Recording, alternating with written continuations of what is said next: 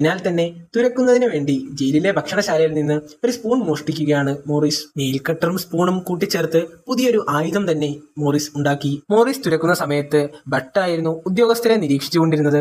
But തുരക്കുന്ന സമയത്ത് Morris ഉദ്യോഗസ്ഥരെ നിരീക്ഷിക്കുന്നു. ഇതുപോലെ തന്നെ ആംഗ്ലിൻ ബ്രദേഴ്സും തുരങ്കങ്ങൾ ഉണ്ടാക്കി.